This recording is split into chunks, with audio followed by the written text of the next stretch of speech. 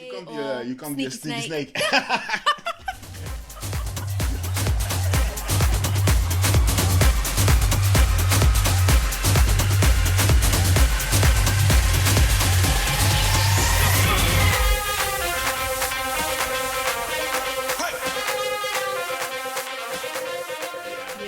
What you have to remember is that this isn't. Everyone thinks that it's a race. It's not. Yeah. Good. To build a good presence is a marathon. Yeah. It's true. I mean, It's true. If you look at David Guetta, you know, he made one good song in the 90s and then he just disappeared. But he was working like a savage, and his wife was there with him. Yeah, totally. It's true. Savage. It's true. And then he made a thing called "Fuck Me, I'm Famous." Yeah, I know. And it was the biggest thing in our beat. Yeah. And he'd been in the same place than we are now, or we've been, or the ones been like before. I think it's just difficult when you're not making any money. You feel like it's a race, not against other people, but just yourself. There's a level of desperation, 100%. I mean, you know. That You doesn't know, help. at start when he was doing his first events in Ibiza. Yeah. You know, with his wife, you know, they were going on the beaches to give the flyers. Yeah. You know, by himself, you know, so You know, and apparently he's still doing it sometimes. No way. Yeah, I saw an interview from 2 years ago, and it was with Bob Sinclair. They were talking together, and actually, Bob Sinclair said, actually, sometimes you can see him in Ibiza on the beach, like still like doing the flyers, you know. I bet a lot of people wouldn't recognize him. Yeah. Well, now he's 6-pack, short hair. I know. Did you see him in the Daily 51 years Mail? old. I know. His girlfriend is younger than me. People are like, why does he keep taking his shirt off? I'm like, mate, if I'm 51 with a I know, 6-pack, I wouldn't wear a shirt. If I was 21 with a 6-pack, I've never had a 6-pack. I was nearly there. Yeah, people are so mean about him, and you're just like, dude, I think he's just a nice guy who's just successful. I think, you know, credit where credit's due, because the reason he's number one in the world in the DJ charts and stuff like that is because he's cracked the market. Yeah, you know, he's worked. There's loads of people that have done things, but then he also has a true passion for music. It isn't just about let's make a big hit, let's make lots of money. Because if he did that, you know, he could have just stayed making Citroen adverts. And if you think about it, actually, he doesn't really like this part of the job. That's why he went to Jack Back. Yeah, exactly, because he wanted to be able to feel the music again, and not feel like when he's doing a production, it's just because he needs to hit the chart. Exactly. You know, and I think that is, and we can say anything we want about any artist, but when you have a career as long as that, I mean, you're good. Yeah, he's doing something well. You know, if you are able to last more than 10 years in this business, if you can make it past your first hits and come back for a second, then you've made That's it. amazing. To make it a second and a third and a fourth, and to 20. literally, and then to literally rule over Ibiza for as many years as he did. The man deserves every credit that he has. Of course. I feel the same way about Craigdavid. Yeah, honestly, I agree. He is like amazing. I agree. I felt bad about Craigdavid because I know the whole. I didn't realize that he, like, well, obviously he didn't leave because of the whole Craigdavid, but you know that it was a big reason. I think it put a bit of a stain on what he was trying to push out. Yeah, and the man is so like lyrically, he's brilliant. Yeah. He's talented. He's so good at DJing as well. Yeah. He's really good at DJing. Did you guys hear on the Radio 1 Live Lounge? You know when he did Justin Bieber. You should go and love yourself. No, I didn't hear that. Oh, mate, I literally, I've God. ripped it off YouTube and I used it because he did a garage version of wow. that. And does a full rap at the end of it. Excellent. Oh, you got to do it. I've seen a lot of his like IGTVs where he's doing his live versions of his old hits. They sound exactly the same. Like, I know. He's amazing. I know. Yeah. And that's what makes a real what makes a real good singer and a performer and someone who like you can put him on the spot. Same with like I don't know if you know Lamar. Like, Like Lamar. Yeah. I heard him on Radio 1 as well. And I love it when they used to. They don't put them on the spot anymore. And they just went to Lamar and they said, so what's the highest note that you can hit? And he went, and it's amazing. And it was like, wow. Okay, you just did that, like on the spot. I know. The same thing. They asked Craigdavid, can you just riff a couple lines, and he did on the Yeah. spot. So he put a beat down, and he did it. And it sounds as good as in the CD. Or sometimes they'll do something like give the artist a shopping list and be like, "Can you sing this? Yeah. Like make this into a song." And it's like, And he does it. Yeah. That's so cool. It's amazing. That's so cool.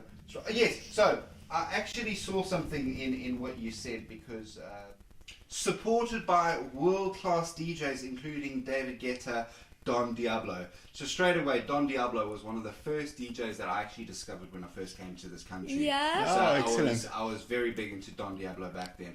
So tell me more. How are you able to refer to David Guetta and Diablo? Come now. So I start. Are we? Is this like part of the thing, or is this just like a bit of research? You film from a long time already. It's not. So, if you guys joined us, this is in conversation with SUNANA right now. We thank you so much for inviting me into your home. You're welcome. It's an absolute pleasure to be here. We've just literally started talking and having a blast, and I left it playing in the background. I'll most probably do some form of edit, but I'll most probably leave it all in, because it is just nice to have a chat with you guys and have a catch up. I mean, I was intending on having this whole, hey guys, great introduction, but it's... We've just been chatting too much. Yeah, we're just chatting. But that's the point. That's the whole Exactly. thing about it. Yeah. I mean, if you guys had heard some of the stuff we were talking about earlier, it's actually pretty awesome that, it's just that natural conversation. That's what I love. Totally.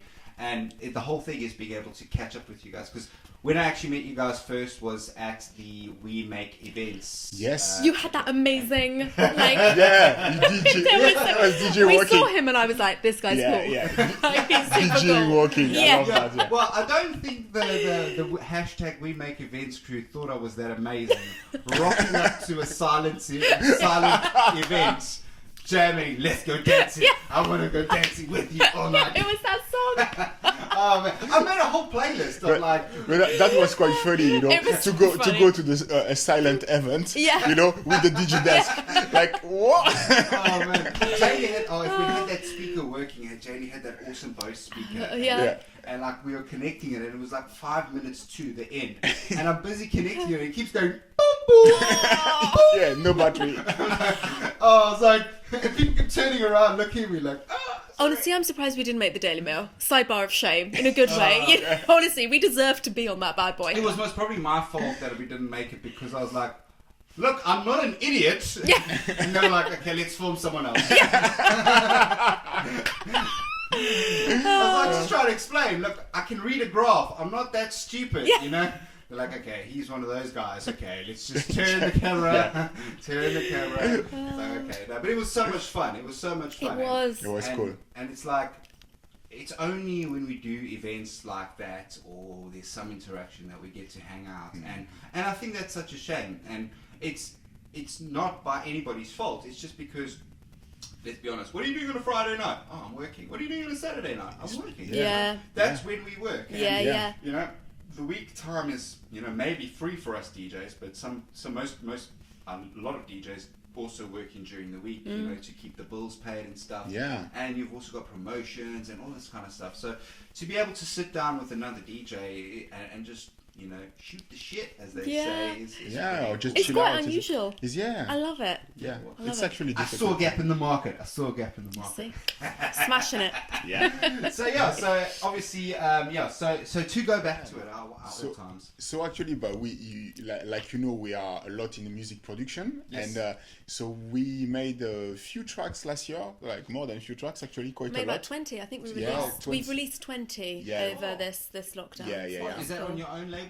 No. Lots of different We labels, there with like Brother Records, El Muerto, Alveda, So that's amazing. And we did a track called One Love, and this track was appreciated by so many high class DJ, and amongst Diablo and David Guetta. And David Guetta actually shared this track on his official playlist on Spotify. Oh, amazing. Yeah. Honestly, we thought there was like a problem with the analytics of Spotify, didn't we? When we sit there on Friday doing our... Yeah, we're like, there must be a problem. Yeah, exactly. He just looked at me and was like, you need to calm down, bud. I remember we were enjoying the juice. Yeah. We were enjoying the juice, like cool, I was like, okay, laptop, like good, doing a bit of analytics.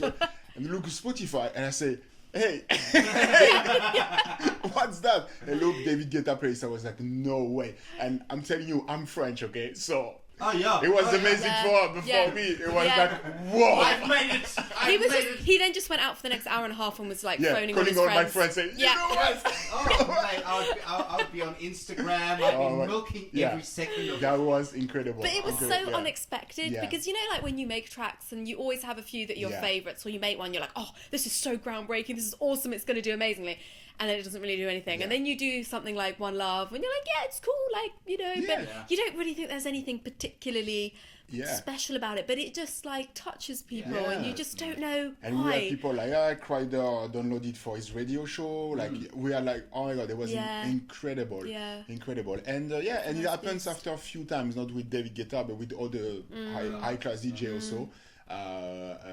We did few tracks and we have the support of them, or they reshare it, or they talk about it, like people like Leandro da Silva or Kryder, and you just like, you know, that's as any people doing like something creative, you know, when you have like a recognition or a support of someone that you admire, you just like, that's huge. You know, that's nice. You know what I mean? You feel encouraging also to do more, especially you know, as in the industry that we're in, because there is, if you want to make money, you know, there are or be famous, there is easier routes to do it than choosing to be an artist in the music industry. You know, from the get-go, you know that it's pitted against you in terms of what you're gonna if you can make money. And it's not even about making the money. It's about, for me, it's about if I can pay the bills and have a roof over my head, that's great. But I'm living my passion. Exactly. And it's a scary thing. So to, as you say, to get that recognition from people, like I said, when I saw Todd Terry share one of our posts, I was like, oh my god! You know? I've got to say, one of the best moments for me, I loved Bewitched when I was younger, and I still do love Bewitched. And why did we did something, I can't remember what it was, but we just did something where we mentioned them. Yeah, that's what it was. We did like a Q&A, and we were like, what do you miss most from the 90s or something? And then somebody replied and was like, Bewitched and Double Denim, and we shared that, and then Bewitched reshared up, and I was like, my God, they put a heart emoji, it's Bewitched. I was over. But what I just wanted to say is that it's not just, I feel like doesn't matter how big the DJ is, even if they're smaller DJs, if somebody replies to your promo and says, great track, I love it, you know, I sometimes think that people underestimate how much that means. Even if it's something that they reply, nice, like it, even if they don't play it in their radio show, it means so much. When you send out like 350 you know, promos and then people get back. I think supporting each other is what I like in the fact that there is like superstar DJ or whatever, when they interact with you, is we have a bit this rumor or this thinking about, this thought about, there is a massive gap between anyone and them. And I feel when they take the time to do something like that, that shows that actually there isn't this gap. We are all in the same game. We are all in the same creative process. And I love this idea that we make an effort, but they make an effort too. You know what I mean? And I find that's really nice. That really does show with a certain caliber of artist. Because a friend of mine, I don't know if you know, his name is Teddy Gianni. He's a South African DJ. He's actually very good friends with Marcellus, who's also on Select and stuff like that.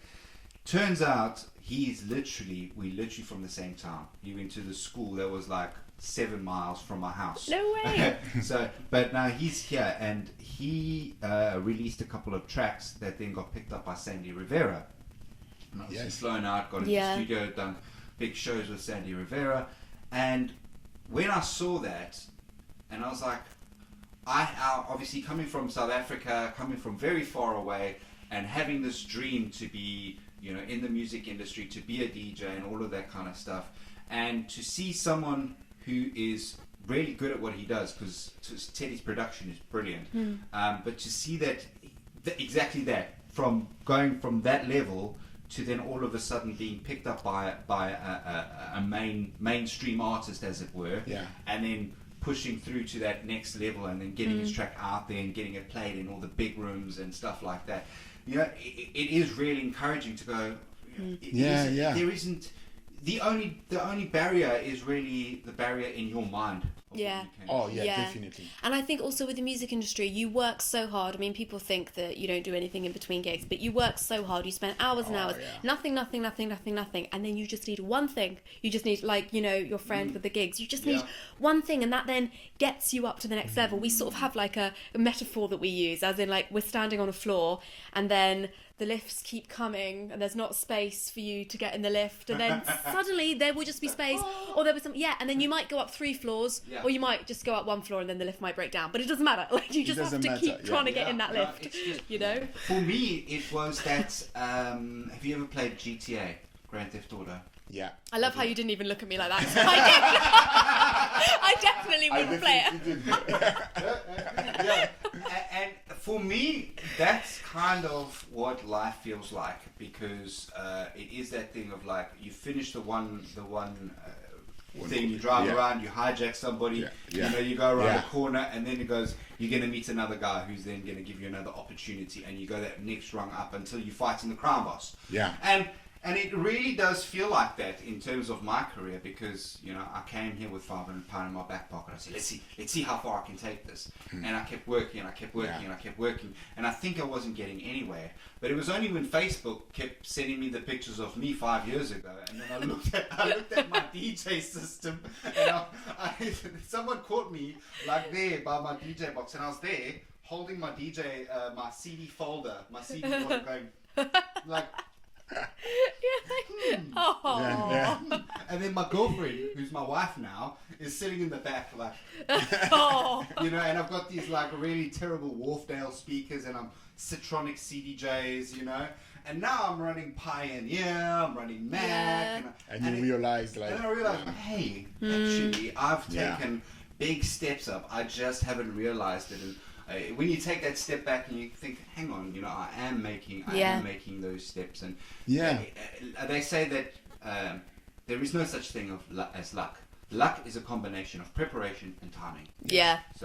I feel like you just have to just keep going for it. Yeah, and it is that thing for me. Like I said it before in one of my other podcasts, is that I could have been a stockbroker. That's where I was going in the direction I wanted to make loads of money and be, you know, and being like in my 50s on a golf course, you know.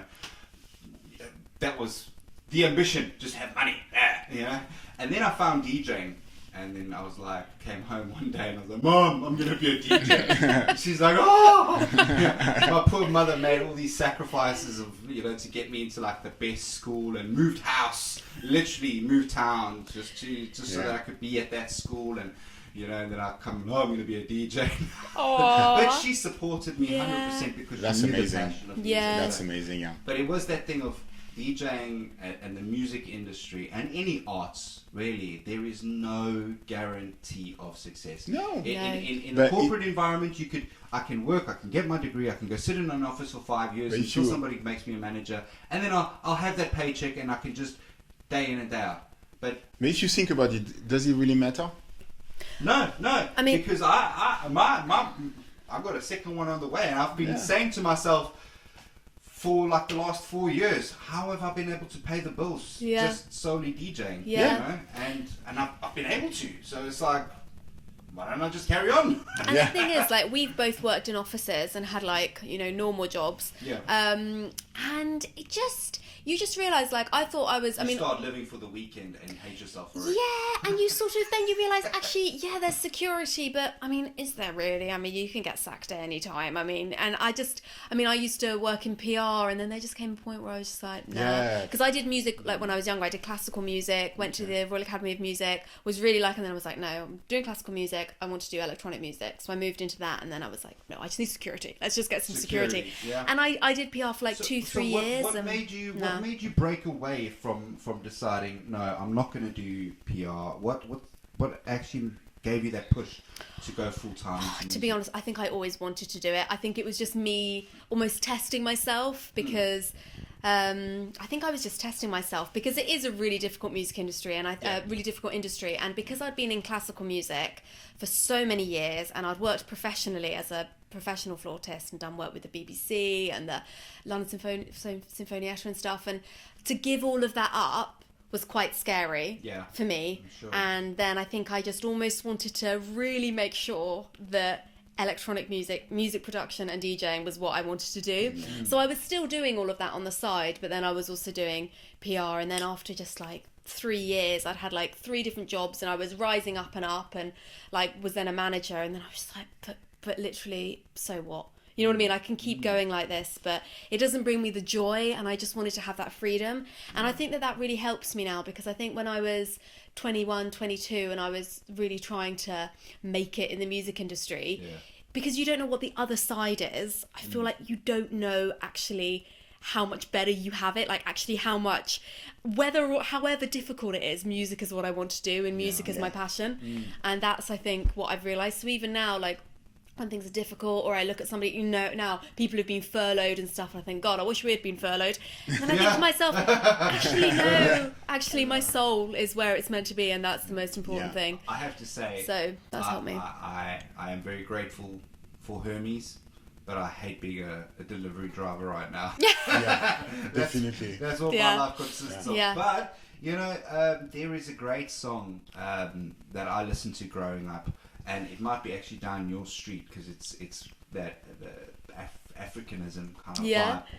It's called Squire for Hire, and this girl, she's singing, and there's this great flute part in it. I'll see if I can track it down, and I'll try and put it into the video description, and share it with you guys as well, because it's this great track, and it talks about this guy. It's like, and he calls himself the Squire for Hire.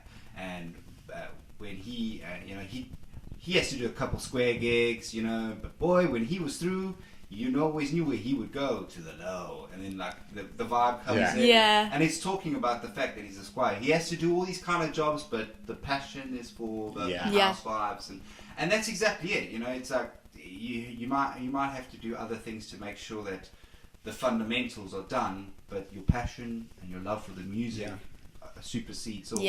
And always that happened for me as well. Same thing. And we need same with me.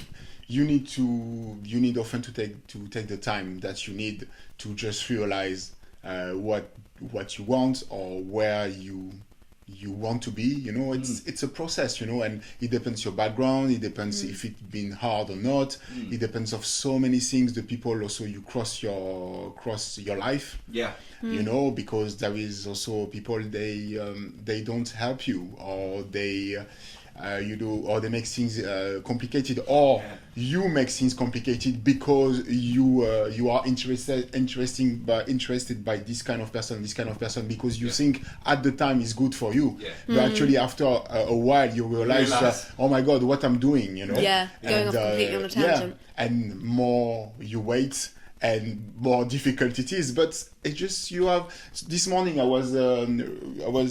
saw this quote saying like, we are where we're meant to be. Yeah. And everything actually makes perfectly we're sense. Exactly where we're meant to be right now. And even if it sounds not right, there is a reason. It's because we need pass through this to go to achieve this. And that's just the way. When we're accepting that, it's already easier. I have gone to the way of surfing. Coming from South Africa, surfing was like a big part of like my culture, as it were. Beachfront, you're there all the time. And one thing that I learned from the ocean is that you cannot fight the current.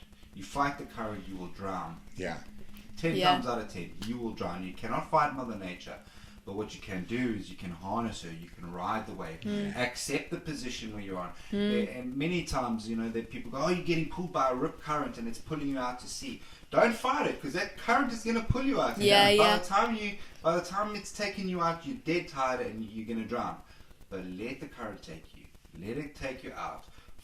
See the gap, see that opportunity, and then use your energy at the right time. Adapt. Actually, don't panic, don't struggle, don't flail your arms around, metaphorically. And then see at that right point where the wave is then starting to build, and see when you can catch that wave, and then paddle, then take it, take your opportunity, and you're out. And I mean, that I know it's an analogy, but that has literally happened to me in the water, where I thought, my wife and I, we got married in Bali. And, wow. That's so cool. Because obviously as a DJ, I've done so many weddings and stuff. I said, I want to do something different. Yeah. So we went and we got married in Bali by a Buddhist monk in a Buddhist temple. Yeah, excellent. It was really cool. And so instead of having everyone come to the wedding and stuff, we eloped. Me and her, we just went. So we had enough, because of that, we had enough money to spend 3 weeks out in Bali and just went surfing, went to Lombok. But we went to Lombok, which is the island next to Bali. And obviously Bali's really heavily populated now, and there's a lot of building, and it's really sad to see that they're going to start struggling with water and stuff like that because of it. But Lombok is it's not developed at all. It's still very rural, very nice. But we were looking for some good spots to go surfing, so we go to find a good spot for surfing, which is miles from anywhere else, and said there's really good waves there. So we go, and I'm taking my wife, and we go surfing. She doesn't know how to surf properly. She surfed a couple times, but we go surfing, and we get caught in this rip. Oh my god! And there is nobody there. There is one other guy on that beach. Oh my god, that's really scary. And the closest place is half an hour's drive. So if we die, we die.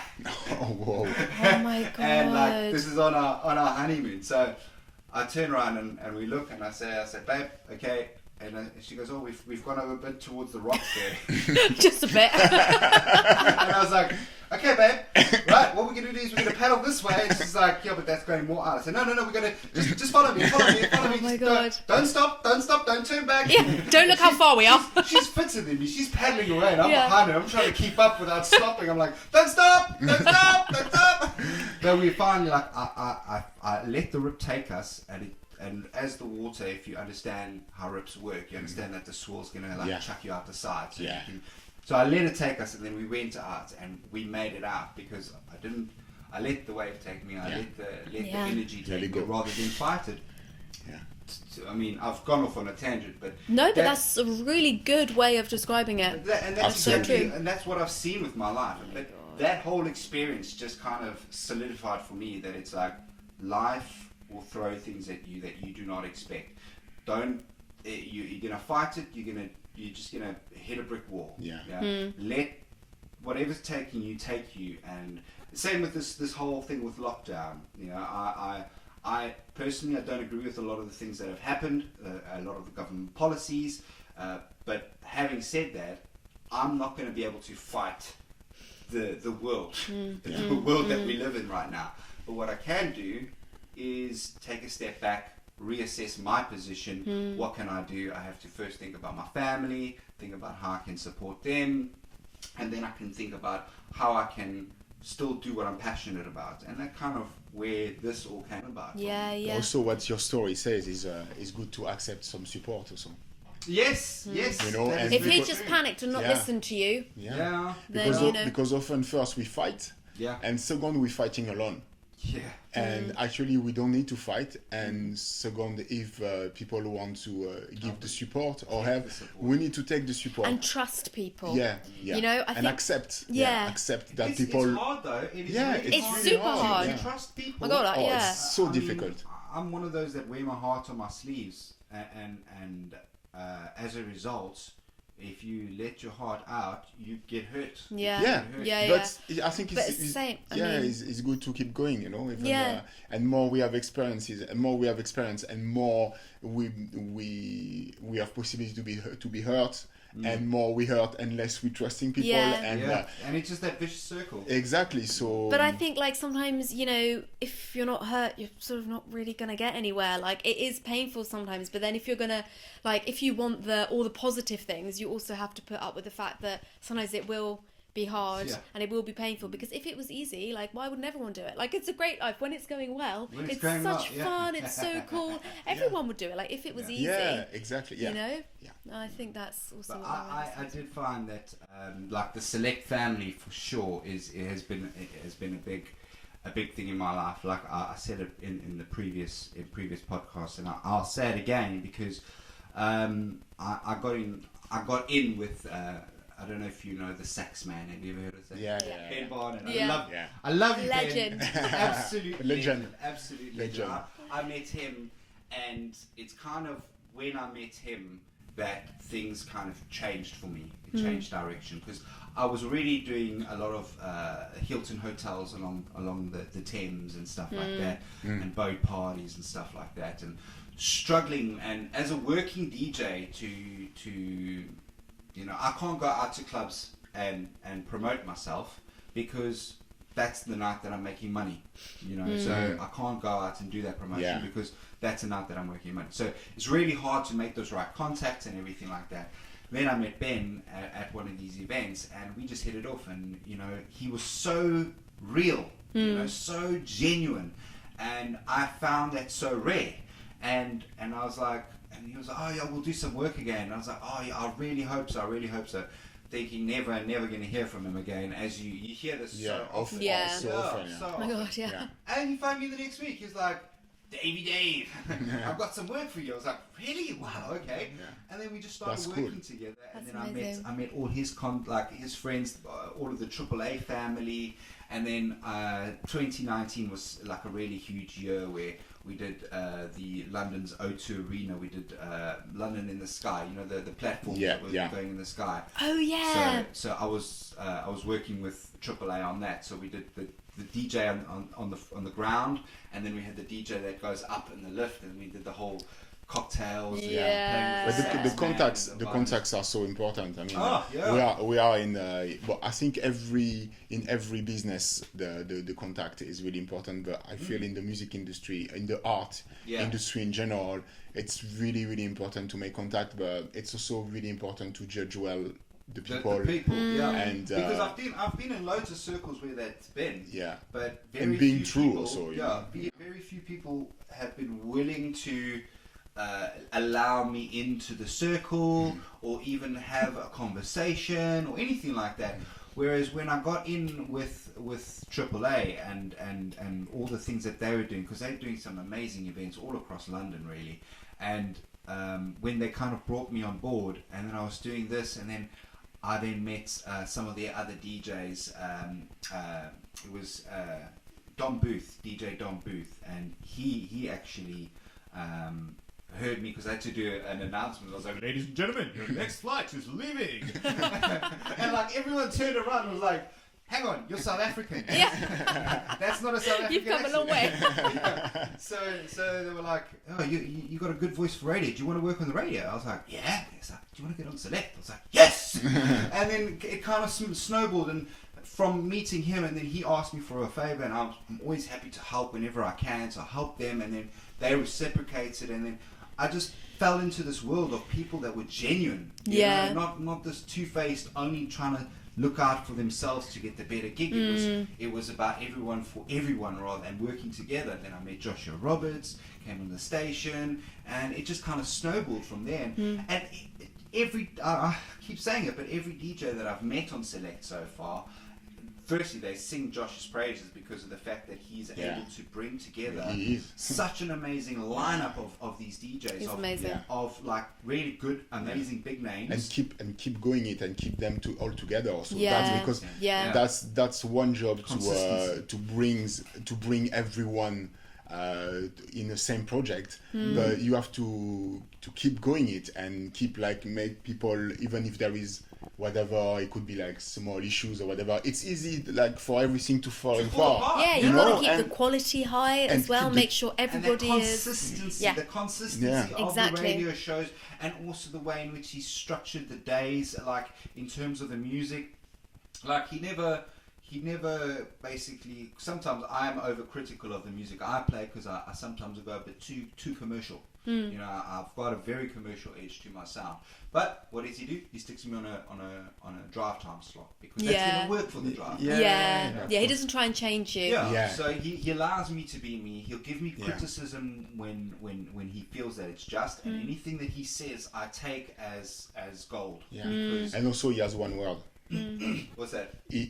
he does what he says. Yes. Yeah. You know what I mean? I feel like you can really trust him. I'm going to do your. He's true to himself, your photos, and with you, he's honest with you, and that's really. It's very rare. It's really rare. It's true. And also, he's just so nice. Like that is actually that's unusual too. Nice. He's just such a nice person, and he's just got such a nice vibe, and you feel like obviously he's a colleague, and but he's. And like the boss of Select Radio, but it's also like a friend. And I feel that even when we're all talking in the WhatsApp groups or whatever, it's never like us and them or management and DJs. It's all very much like it is a family. It's a family. And having been on other radio stations, I can say that firsthand. Yeah, you too. the level of professionalism that the whole Select crew, all of the guys, Tom, John, everyone that's behind what makes Select has been. Instrumental, and I'm so excited. I can't believe you guys haven't seen this. We haven't seen the studio. I know, we need to. It's like, I don't want to give too much away on cam, but you've got like 3 screens behind. Yeah, but we saw the picture. We have like we have zoomed and we've like we saw the picture. It looks amazing. Every time I come in, I like open and then I see. Are they in there? No. But they're always there. Like, but even with that, also, it's amazing that they keep improving the space when it was working before. It was a workable space, but they aiming for higher. Exactly. I feel like that's always the case with them. Even with like the tiles, the most recent kind of like promo pictures that they've got out, they're amazing, and they were really good before. But like now it's like they step it up and step it up, and it's just. It's because they look for the best, and that's what makes me so happy to be part of, because all of the stuff in terms of promotion, I don't have to tell you, it costs money. We know. And not only money, it costs time and effort and energy. So to get just one kind of headshot done, can be a lot of effort. So to have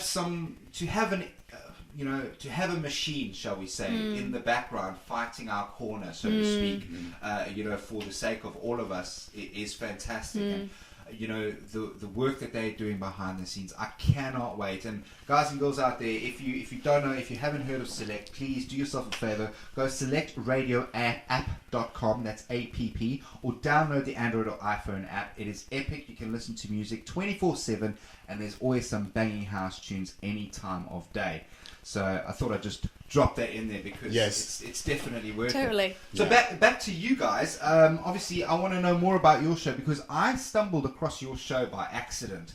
I put on Select because I was actually looking at one of the profiles, and I heard some jamming beats, and then I heard your mic your voice come over the mic, and you were introducing a track. But like obviously the professionalism, you guys pre-record. Just because of the pandemic, that's all, because the studio is quite far away from us. And I see the energy that you guys have. Do you guys have like, is your deck A and yours deck B, and then you guys stick to your deck? That's how we DJ, isn't it? It's sort of like back to back. It depends on the gig also, because sometimes we would just like completely freestyle and we won't know what track the other person's going to play, and that is amazing, because it adds such a fresh feeling. Because sometimes if you're playing by yourself, sometimes you can get a bit stuck, especially if it's an event or something. You can maybe keep playing the same tracks as you were playing last week, or maybe track A goes into track B, you go into track C, and it works. So you'll just leave whereas with each other, I feel like it's completely. And also from the moment you DJing at 2. You have this kind of, keep up all the time. Yes. So that means like you literally, we know that we say the perfect gig is when you starting in a warm up like space, whatever, if it's now or do our set, etc., is always the same. And you're going up, and every 5-10 minutes there is a bit down, but still going up, like that. Yeah.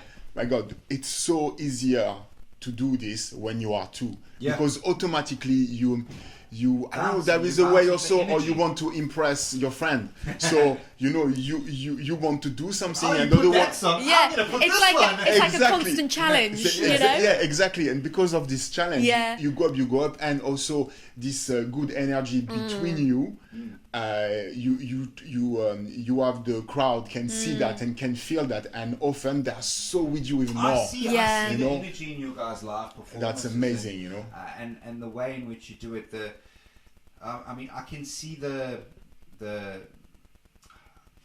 like from your background in theatre. I can see the theatrical side of a performance that comes when you guys are doing it together. Yeah. The engagement, so it's not just like I'm playing a track. You get into it and the vibe and you guys have the background going and there's also so much energy. And also we have two different backgrounds, and I think that's actually it's a complementary. We say complementary, and because she's coming from the classical and she has also like a really I can tell you a good knowledge in house music and electronic music in general, and also as a French. We really have like an admiration for like the UK test of music, and it's funny because they like the French touch, but and I can really see that as her as a Londoner, and because I'm coming from the French rap scene and the hip hop and the raga music and dancehall, etc. So more Afro, Latino, etc. Straight away, I just think of La Haine. It's it's because of that. It's really like a good compliment, and that's working well because also during the gigs she will have a way to DJing and I have a way to DJ. A way to even mix. Even our ways to mix is different. It's so different. Oh, I saw that. I saw that straight because you're more there. You're more out. Yeah. And I'm more like precise and like And then he'll be like, I'm over. Come on.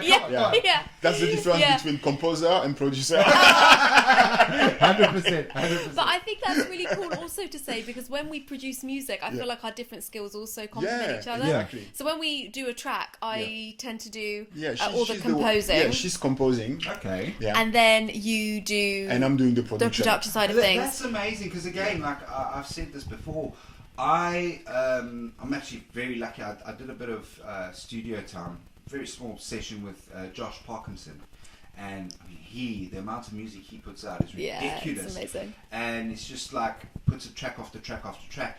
And I found that I was struggling when I didn't have someone to back the energy back to me. And exactly that. I used to do it back when I was in South Africa with a friend of mine, Matt Odie, who's actually a DJ and producer out there.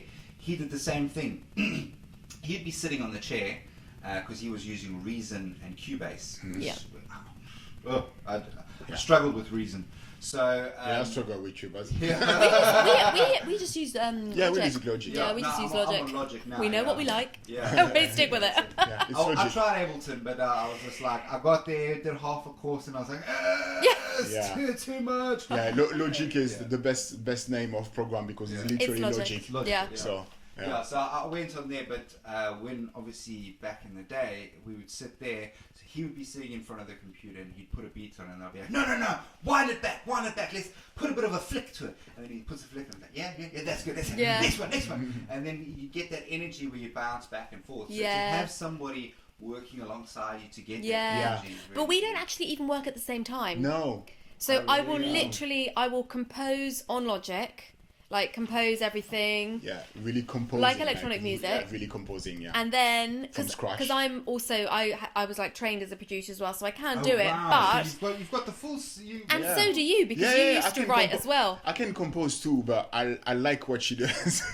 and I like what he does with then the production, so he does like, he'll kind of like, sometimes like remix also what I've done, and that's also really cool because I feel that gives me such creative freedom, because I can be like, I can go quite wacky, and I know that he'll always put it back in like an amazing... I've got an idea, it's not kind of refined, but I'll leave it there, and then fresh ears will come along. And and that's how we work. And also I think, again, because of your classical music background, the way she associates things, in the music. You know, I can't do that. No. Because I don't have this way to think or this way to see that this line of drums will go so well with this line of melody, etc. Classical. Yeah.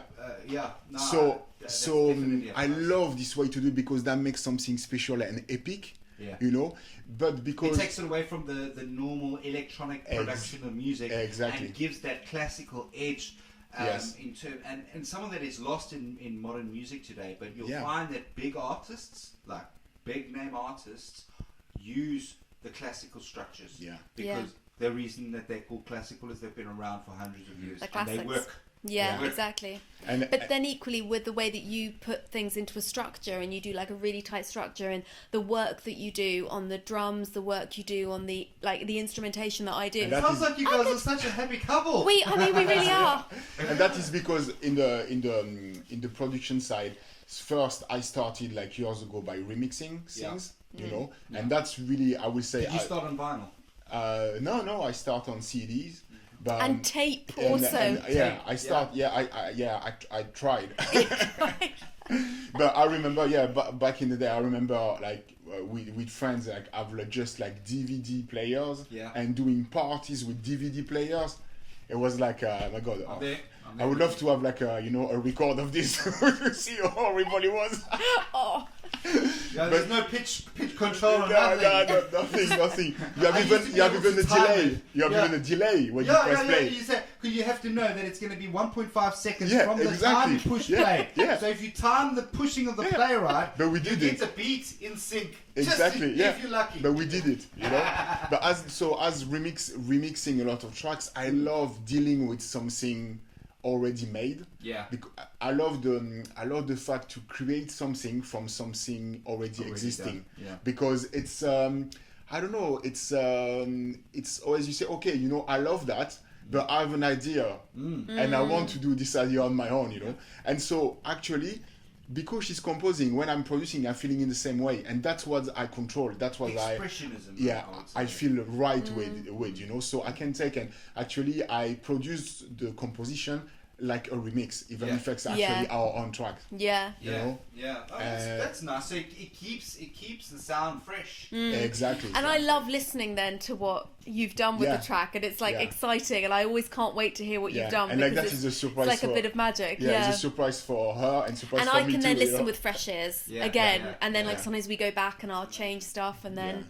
So I think we've been lucky also to do so many collabs during this last year, you know. And you know what? That's also going back to Select. Select has really enabled us to make connections with DJs across the world, you know, because the wealth of talent. I tell you what, when Select goes full live, shall we say?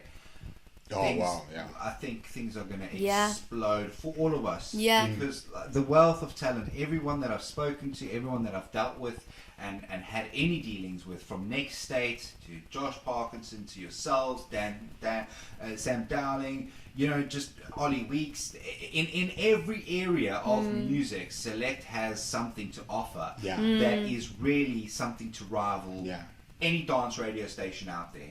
And the quality. Dance, the quality, the crisp quality of the ads, the jingles, the way the production, the DJs itself, the way that they put their shows together. Everybody is taking that to the next level. It's definitely going to be a proper identity. And I mean, we have people, because obviously we do Latin and tribal house, so a lot of the producers, composers, whatever the tracks are from, like Latin America, they're maybe from Africa or whatever. And so many people, they're like, oh my God, like people have like started to love Select. Just we send them our show or whatever, and they're like, oh my God, and there are so many other amazing shows, and you know, can we have a show on Select? And I think I don't know, I feel like the world would love Select as well, because it's not just, you know, when you listen to something like Radio 1 or whatever, it's like the popular music in the UK. You know the full plan. They are. We don't know. So I mean, obviously, I've had many chats with the guys, and they've said things. I don't want to give too much away, but obviously, Select is now one of the last radio stations to actually get an FM license.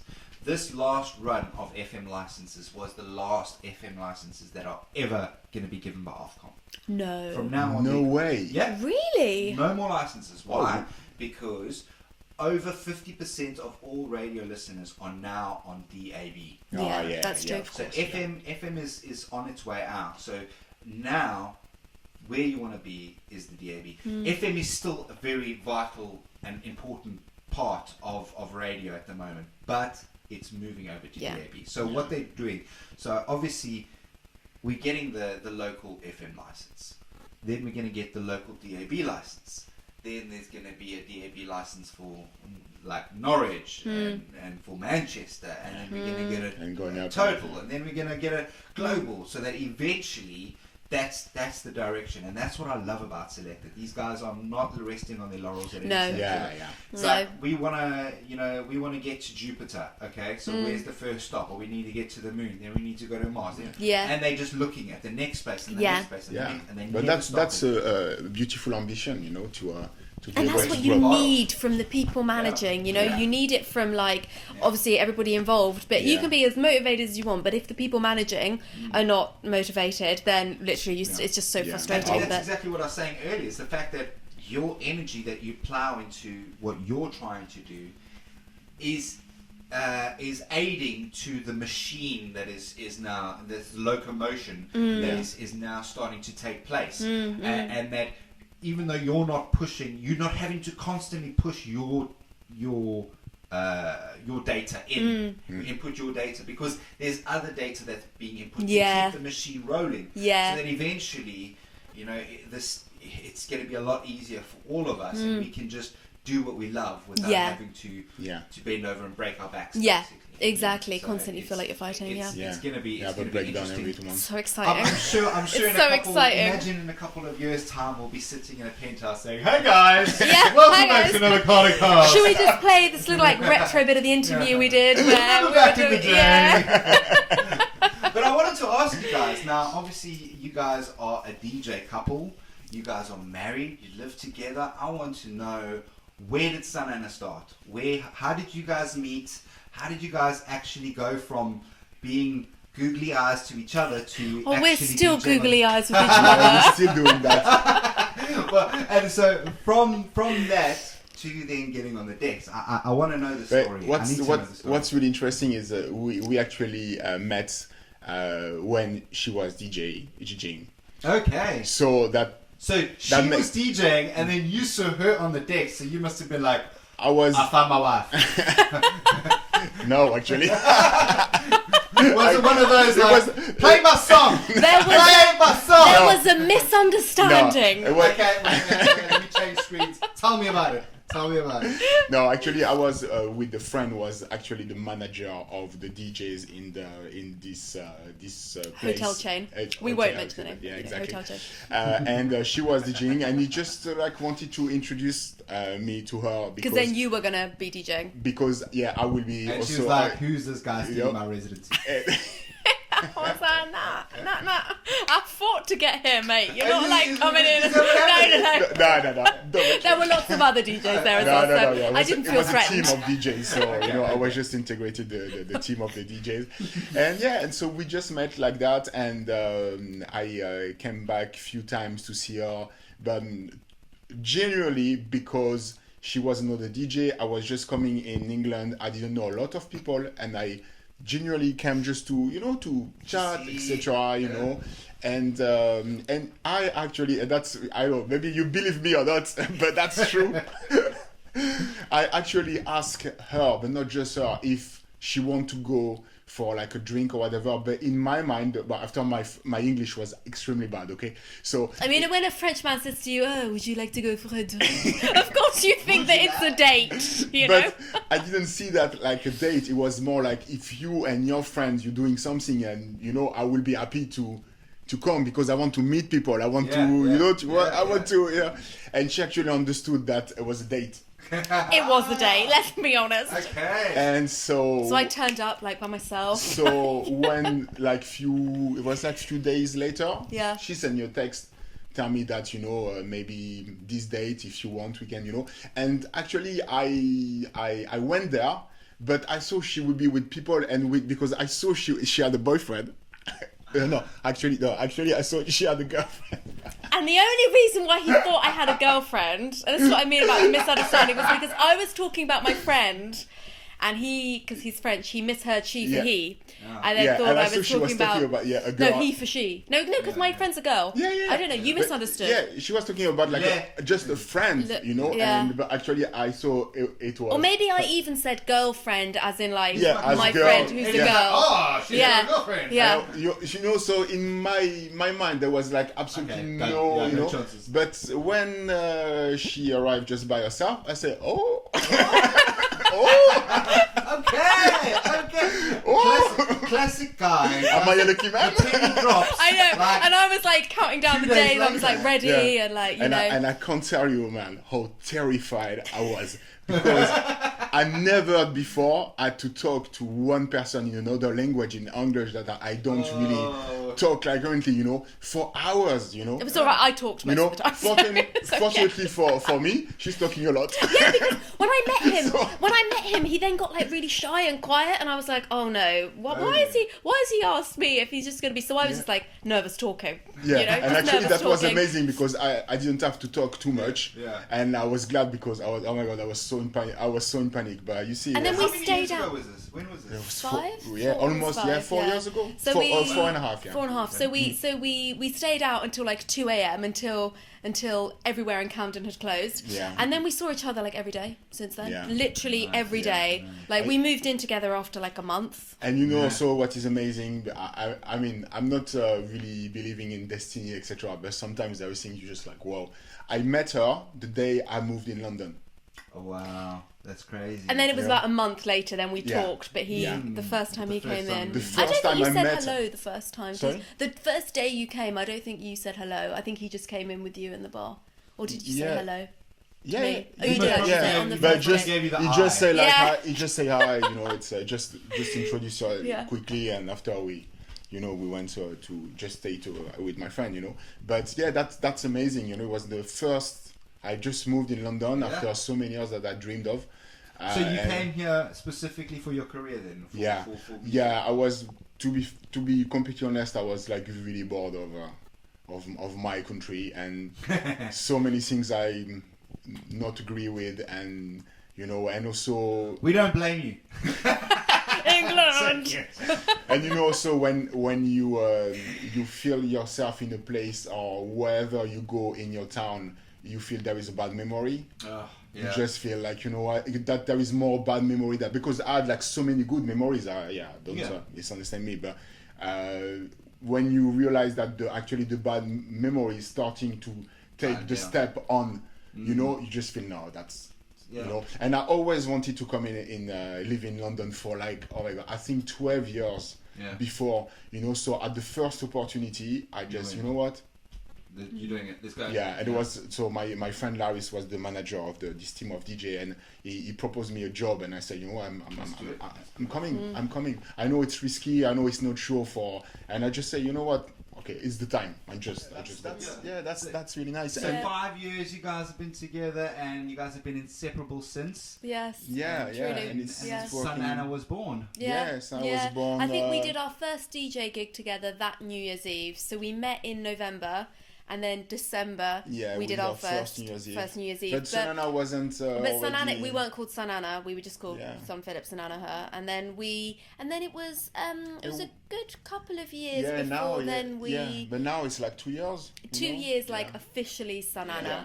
Okay, so it's really, you guys are still in a very infant stage. In terms of the duo. For this I mean, we've got like 25 years of sort of like music combined. We've done years and years. Yeah, but in terms of so long by each other. And I think also that makes sense, because like when I say that, I've like in seeing the production level that you have and stuff, you guys are flawless together, and you can definitely see, like you say, it's only 2 years, but there's a hell of a wealth of experience behind what you guys do, and it's quite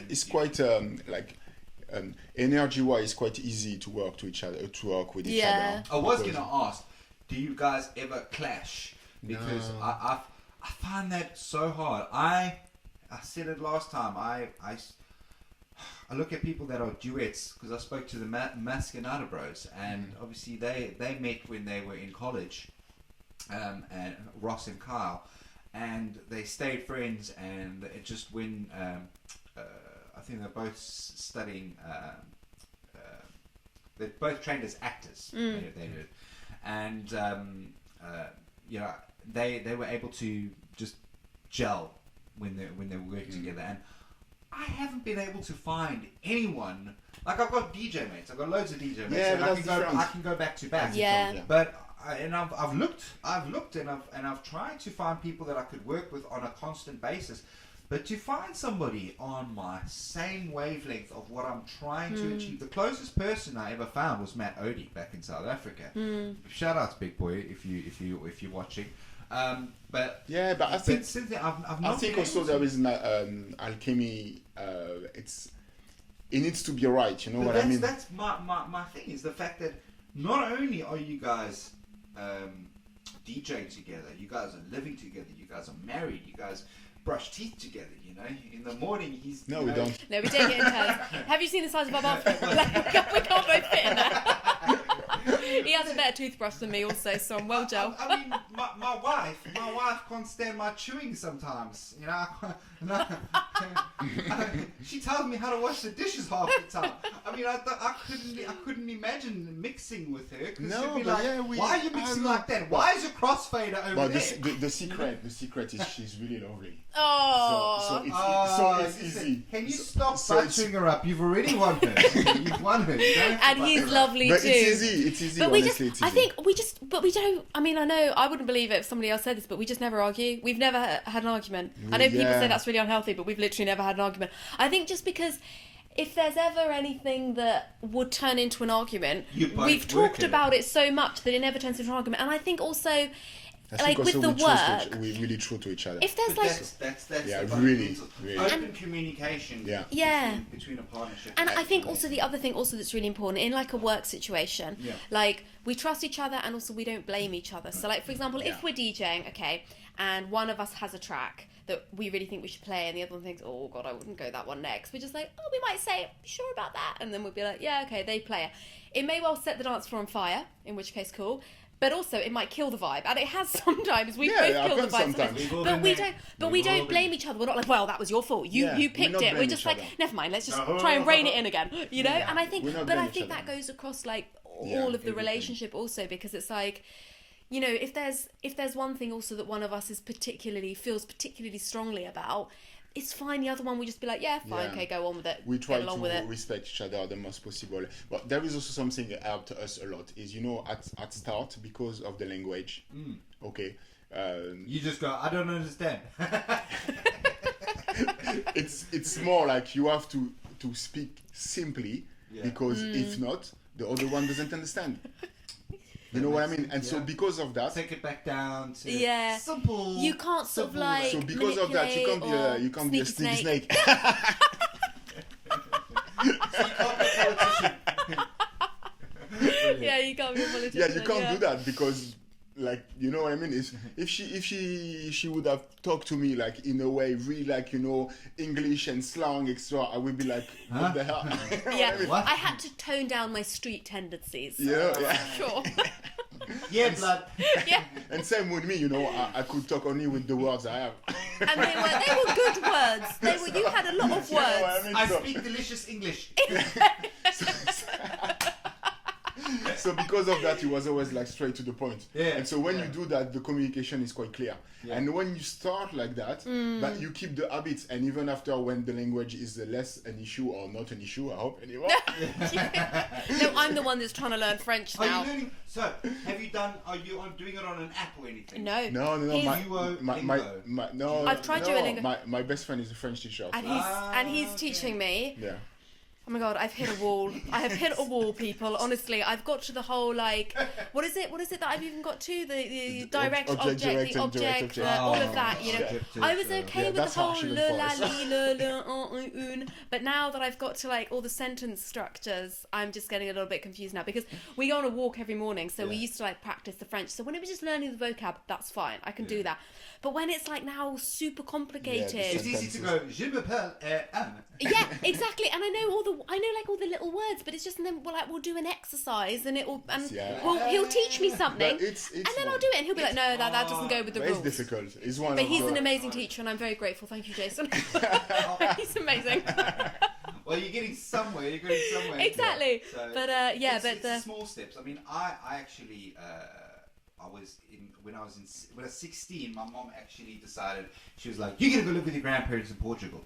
So I went to Portugal, and they put me in school, and they were like, your English is beyond the A-level standard. So you basically finished the high school equivalent of what you would learn in English, so you can't take English. I was like, okay.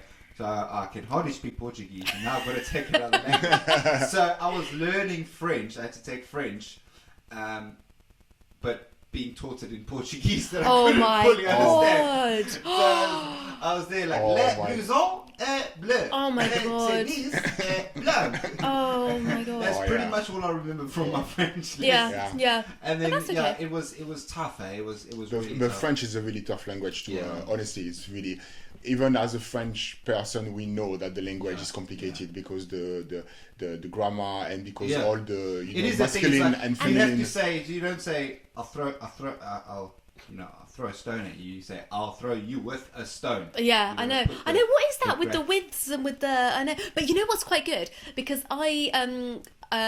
when you were learning to speak English better than you already did, because you could already speak English, but when you were learning to speak English, you made like some of the mistakes you made with sentence structure and stuff. Now that I'm learning French, I can sort of think, so what would he say in English? And then I can like do that same sentence structure in French, which is quite helpful. Yeah. But I think also it does help if when you're learning a language, you're in the country. That you're learning it, because you were forced to, especially with me rabbiting on all the time. I was the only person you were seeing. I mean, we do that. Have you taken holidays to France? Yeah. I mean, whenever I try and do a Euro trip every now and then, because we do. We went to La Tranchée-sur-Mer, which is a little. La Tranchée-sur-Mer. Yeah, beautiful little town. Beautiful, yeah. Absolutely beautiful, like right on the coast. It's one of the first places. As you come off of the tunnel, you go down, and then because we were going to go down to La Rochelle. So on the way down. It's beautiful, but it's cold, huh? Oh, yeah, but we went high to summer. From England, it's probably warm. It was great. I loved it. I was windsurfing. Yeah, there in your little shorts. Yeah, it was great. I loved it. And we actually went very nice surf school there as well. It was really, I couldn't believe it. Yeah, so, and when we were there, we start doing the languages and stuff like that, and it's so much easier, after spending a week or two in France, you can start doing that. We did the whole camping, so I wanted to take the wife up the Eiffel Tower and everything, and it was so expensive. So what we did was, instead of paying for hotels everywhere, I paid for campsites, and then I had a big Ford Galaxy, and we took all the seats out and just loaded it with everything that we wanted. And so I had, instead of spending 50-60 pounds a night on hotels, I spent 20 quid a night on the campsite. Amazing. And so I had a shitload of money to spend on all these things. So we went up the Eiffel Tower. We did the top restaurant on the Eiffel Tower, which is like the proper Michelin star. Yeah. Something like 12 courses. And we were so stuffed, we fell asleep on the trees outside. Oh my god. We were passed out. You probably helped the lift go down with your added weight. Yeah. I literally, I got the photo because I passed out and then woke up and I was like, oh baby, we've been sleeping on the ground under this tree for like half an hour. Right, let's take a photo. So we did all those things. But staying in the country for that prolonged period, and then eventually it was great. And I'm very fortunate. I come from a background of South Africa.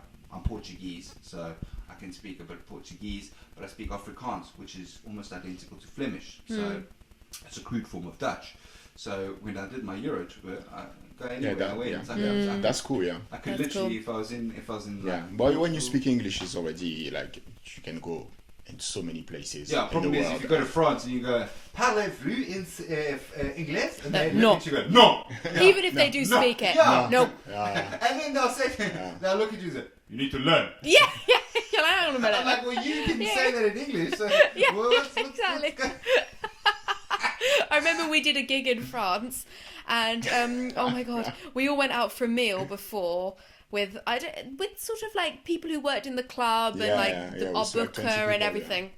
And I was sitting there and literally they were all like chatting and I was just like, I need to learn French because I don't think I've ever felt so excluded from anything in my whole life. Like, I literally, now you know what he feels like. But I had no idea. Literally no idea what was going on. But you said to me last time, she realizes how actually it's difficult, like when you arriving in somewhere and you actually don't speak or don't work because you feel like sometimes you just like what the hell I'm doing here? I have so much respect for anybody who moves country because I think it takes so much courage. You go back to feeling like a child at school with no friends. With my mates, like I've got a couple of Italian mates and they'll be talking and then they'll go like, I'm really sorry, my English is not very good. I'm going, your English is better than my Italian. Yeah, exactly. So you're good. Yeah. Exactly. I know. So anyone who makes that effort is great. I mean, and I don't know. I love traveling. I think traveling is one of the best ways. Us too. We love traveling. Yeah,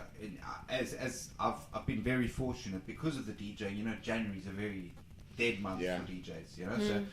I normally take the whole of January off. Instead of worrying about where my work is coming from, I just go, January's holiday month. And we go. So we go. That makes Thailand. You also culturally so wealthy, you know. When you're traveling and you see so many life from a perspective. Completely different perspective. I mean, growing up in Africa, I grew up and I saw poverty. I grew up, in pretty poor environment in some regards, and then and seeing poverty from first hand and seeing how people have made their way out of it, and then seeing the greater Africa, and then going to Mozambique. Then I got to go to Madagascar. I got to see a bit more of Africa when I went to Kenya, and then I did Tanzania. Then I went up to Egypt, and seeing all these different cultures and the way that they interact and how people live their daily life gives you a better appreciation for what you have and for the life that you have.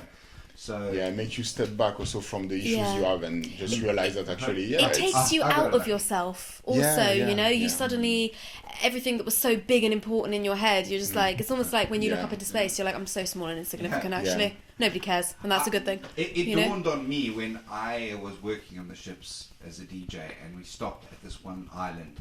The population was about 6,000 on this island, that's it. And I think 70% was under the age of 16. No way. Oh my God. One of the Portuguese islands. Now, it had problem with, just general sanitation and stuff like that, because it gets battered by heavy tropical storms in the Mozambican waters and stuff like that, and then there's not a lot for people to do, so what do? They have babies. So there's a lot of kids walking around there, and I remember coming on the island and I had a Malibu bottle. Then we had a party and I was also doing flare cocktail bartending, so flaring the bottle. And this kid saw this bottle and was like, wow, he'd never seen such a nice looking bottle, a Malibu bottle. It's crazy. So I gave him the bottle and he became like the coolest kid, because he had this awesome bottle that he was going to put his own juice in, and he's going to walk around with this cool bottle, and he got so much kudos for a bottle. It just made me go like, wow, what's really important. But that island that we were on was one of the most stunning, beautiful, picturesque islands that you can think of. Like, you look out and there's this shack on the edge of the waterway, and there's blue water with rocks, and so it's this pool of just fish going all around, and it's just turquoise, the perfect picturesque. But these people living in absolute poverty on this island. And it just makes you go, well, you know, it's a package deal. You know, I wish I could live here, but if I'm living, I'm going to be living in that kind of condition. Yeah, exactly. Exactly. Be happy with what you have. Yeah. Be appreciated. Don't look at what somebody else has. Yeah. Be happy with what you have and make use of what we have to be grateful.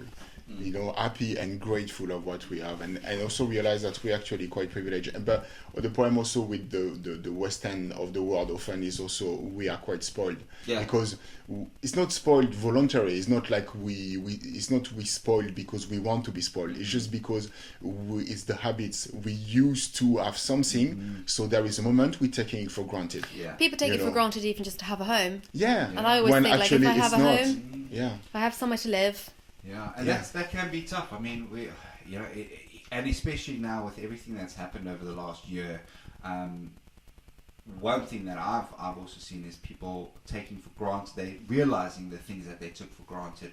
I definitely saw that there was a point where I would say halfway through 2018 into 2019. 2019 was a banging year, so I can't say anything about 2019. But 2018, there was a time where I was doing really rubbishy clubs and doing gigs where I wasn't being appreciated, and I was being nickel and dimed for every gig. You know, gigs that were paying, you know, really good money. You know, 250 quid for a set before were now only paying me 170 quid a set, down to 120. And now, oh no, it's a Thursday night, so they only want to pay you like something stupid like 100 quid. Yeah. And I'm like, that you happens mad? in the best of us, huh? Yeah. And I'm thinking to myself, you know what, I'm making you money. This venue is packed, and you're nickel and diming me for what? You know, I'm the one driving the business here. And not to be big-headed, but as a DJ, that's what we do.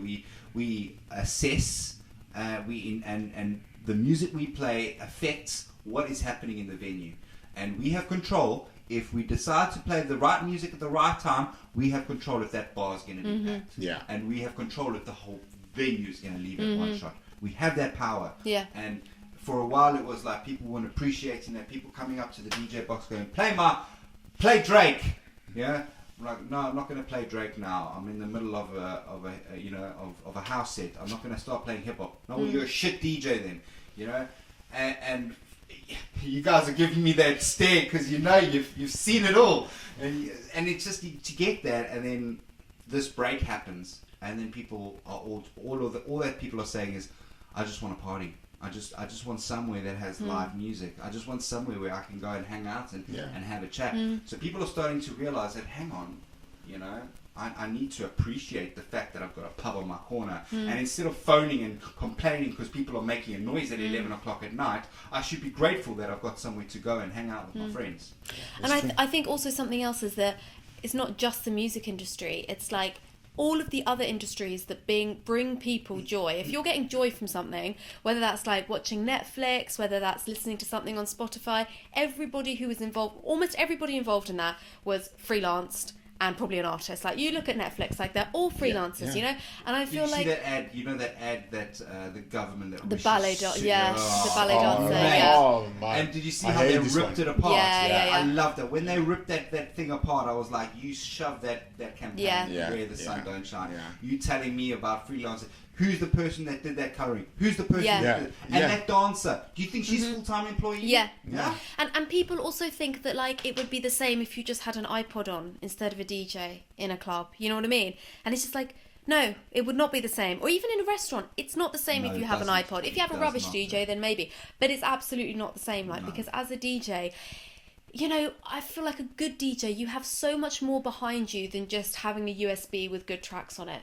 You know, you have like the knowledge of the music, you have the experience, as you say, you judge the people, sound levels, technicality. Yeah, exactly. It's not just like you turn it up a bit if it gets noisy, just everything. You know, you balance things out. If it starts filtering out, you take the level back down. Yeah. So that it's sitting at the right level. If you're in a bar, you're playing a different vibe to if you're playing in a club. And it's curation as well. Like, if you feel like a big group comes in, you might change the vibe. A Spotify playlist doesn't do that. Exactly. And I just hope that maybe this might have taught people that actually people who work in the arts and people who are freelancers, I think it did. I think they are really worth more than, you know.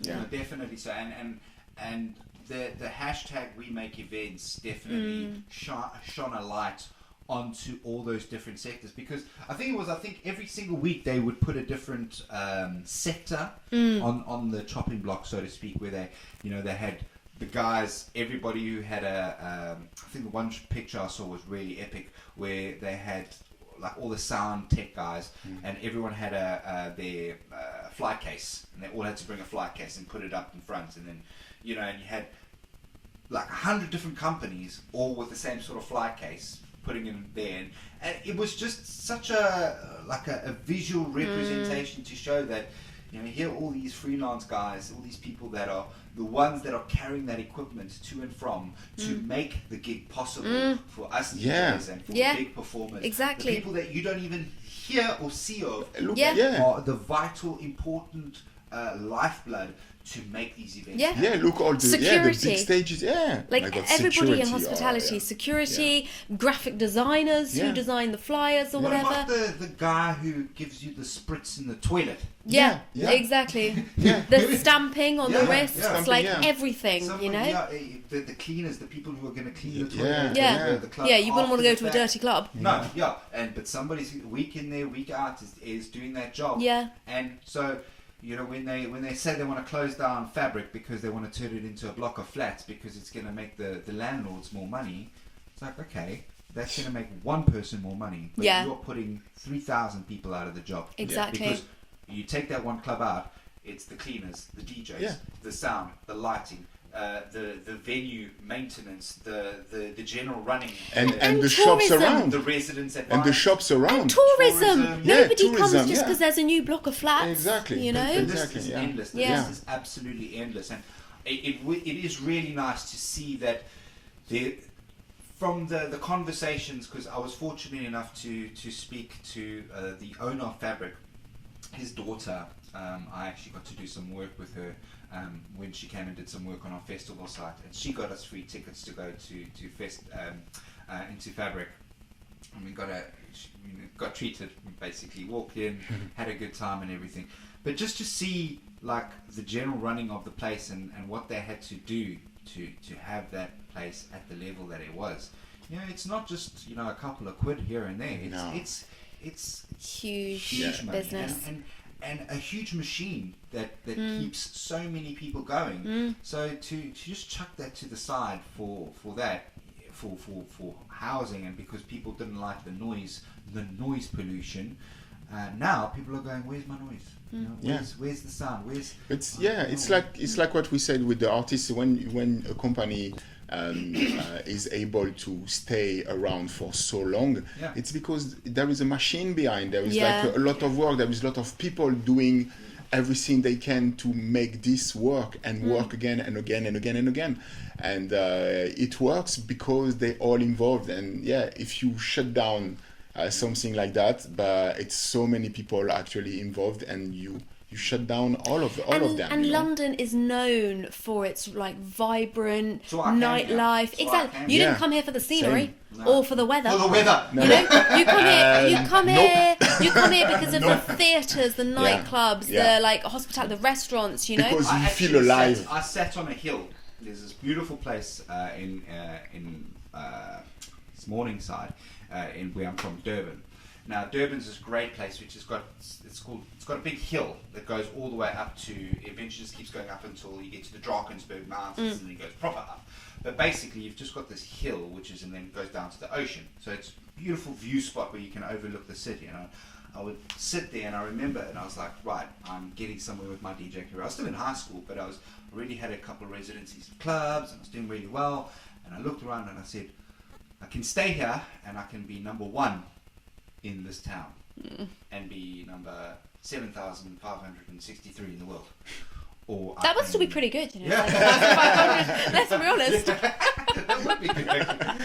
And then I thought to myself, well, if I come to the UK and really test myself against the people, if I say only make it into the top 20 in the UK, that's a lot. That's like the top 20 in the world, so to speak, almost. Yeah. If you're in the top 20, it's in the UK. You're known. You're a small fish in a big pond. Exactly. So I said, I've got to try that. I've got to test my mettle against the best then, and that's why I came here, because you knew, if you want to go, it's Mecca. You're going to go to Mecca. You're going to go and see where all the big clubs are and where all the music is.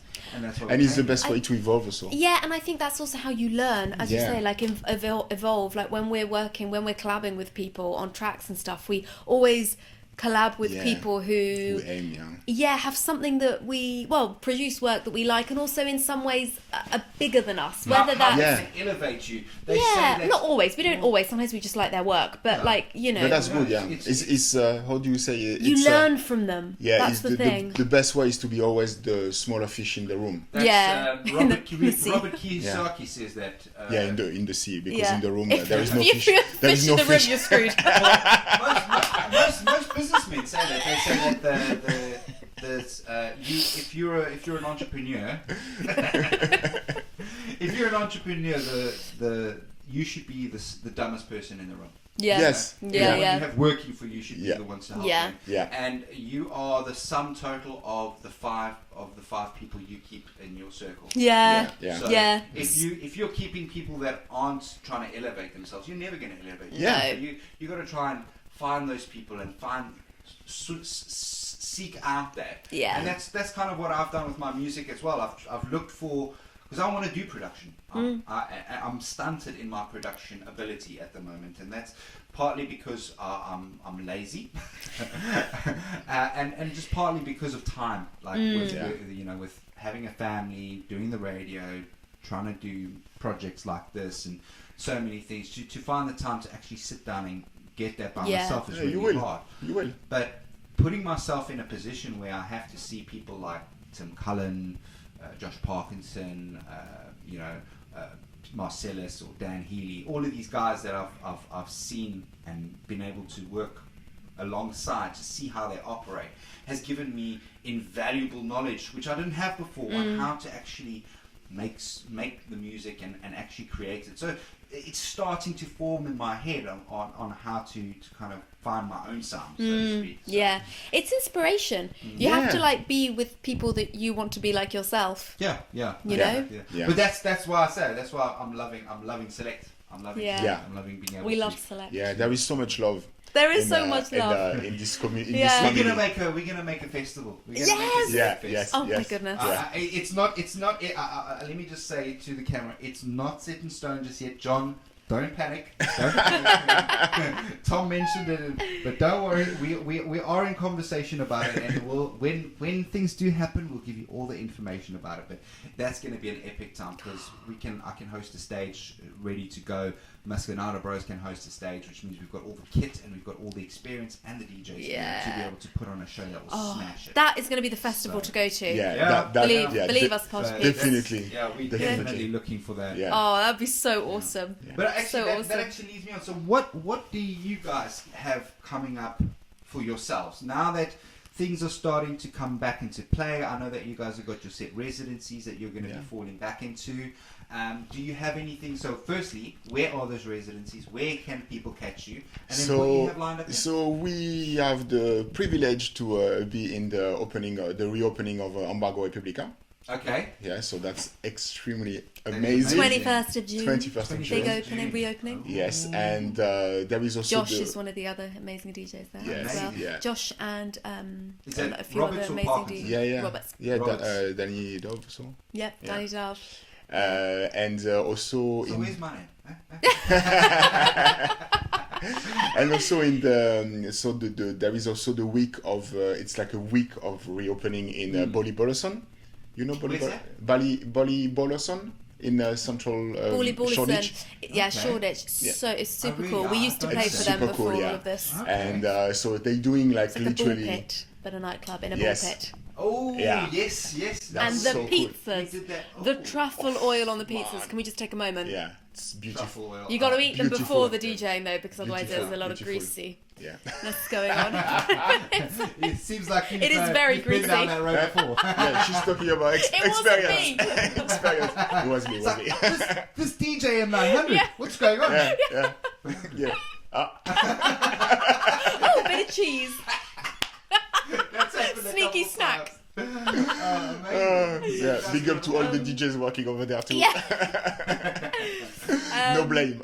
And then our other residency is London Cabaret Club. Yes. Which is a wonderful place. So we'll be playing there twice a week when they reopen for all their shows. I think they've got them every Friday, Saturday from the 4th of June. And I think they are going all the way through, because normally they take a month's break here or there, but I think now, because they've missed out on so many of their shows before, they are going straight through, and they are awesome. So you can get your tickets now. Cabaret. It's such fun. We do a cabaret show in Tunbridge Wells at the Vittel and Swig.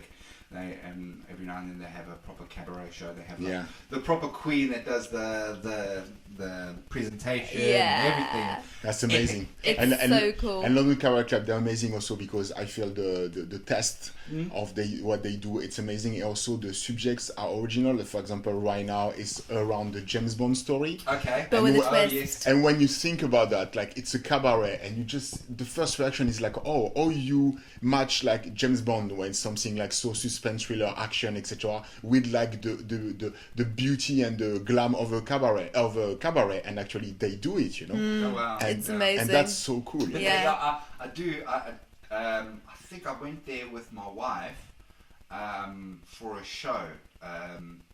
It was one of like her work dues, and I ended up going, and I got to see one of these shows firsthand. Yeah. And you know, there is that quality that isn't just like, you know, people say cabaret show and they think, it's so I know. Yeah, it's not that actually. No, this is amazing. Next level. It's a serious matter. Yeah, it's incredible. So I mean, that's pretty exciting. So that's you guys are cool, full on. Yeah. And then we've also got loads of tracks that we're working on. So we made it our goal this year to release 20 tracks. Yeah. And I think we've already got we're not 20 far, actually. signed and ready to go. We've released a lot of them already. Yeah. But we've got some. So if you guys have a track, yes, off topic, if you have a track that you want to push somewhere, I have a record label that I would love to feature you guys. Oh, tell us about your label. Come on. Marauder Records. I should shout out to Matt Odie and all the boys in South Africa. We actually created this record label in South Africa called Marauder Records, which is specifically for artists that just want to be able to showcase their music without having to worry about too much of a rigmarole or have too much input from like a label to say you got to have a more commercial edge, or you got to have this. If it sounds good and it sounds good to the ear, then we'll take it on. That's cool. And we're all about Latin and tribal house, we know that in South Africa that's pretty well. That goes well. So, actually, there's a really good artist on there. His name's Jungle Trunk, and he's done some epic tribal vibes. Cool. I'll send you a link. Yeah, send us the link. That'd be super cool. Thanks, and then so if you guys have any tribal vibes that you want to put out, then. Do we have any tribal vibes that we want to put out there? Come on. We're all about traditions.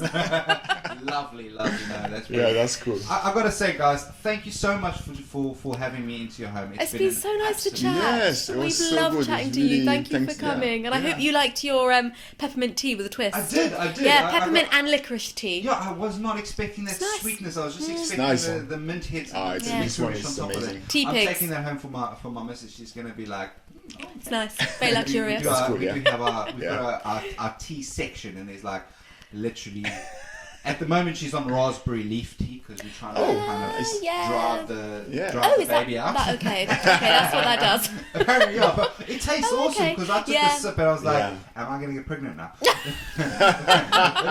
And it's actually quite nice. But I've been going well into my teas at the moment. So I've been 3 mints is my normal favourite. Pucker 3 mints. There you go. You see, Yeah. We love a bit of pucker, don't we? Mm-hmm. Yeah, that is pretty good. Yeah. We do.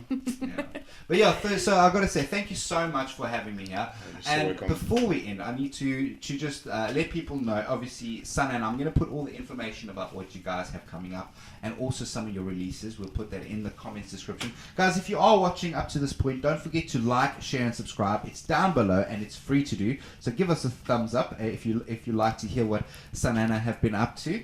And then also, what was I going to say? If you guys have anything else that you'd like to share with the general public before we end? What we can say, we set up recently a Patreon account to try to create a community and more like a family vibes. So it's patreon.com/SUNANA. We are SUNANA, So if you want to join us, it will be like such a pleasure. We put we have so many gifts, so many videos we do. There is actually like few days before you can have access to our tracks before everyone else, etc. Free instrumentals. Yeah, free instrumentals like, to do stuff like that for the DJ, to do mashups, etc. Yeah. Like amazing. I'm going to get involved in that as well. Yeah. So if you want to keep up to date with the Sunana family, you can head on over to our Instagram at We Are Sunana. At We Are Sunana. Nice and easy. And, nice and easy. So we'll see you there. That's cool. Oh, that's amazing. Thank you so much, guys. And also, before we go, what day are you guys on? Wednesday morning. Wednesday morning. 10 to 12. 10 to 12. Lovely. Kicking it off. So we've got, you guys are nice midweek flavor to get you ready for the weekend. Is that Yes. right? Yes, absolutely. Yes. And keep the smile. Keep the smile going. Lovely. Well, guys, it's been an absolute pleasure. I've had so much fun talking to you guys. Same. And I cannot wait to see what's going to happen over the next couple of weeks, months, and into the future. Let's Thank go. you. Vamos. Yes. Vamos. Yes. Yes. Ciao for now. Thanks, guys. Big love. See you soon. Bye.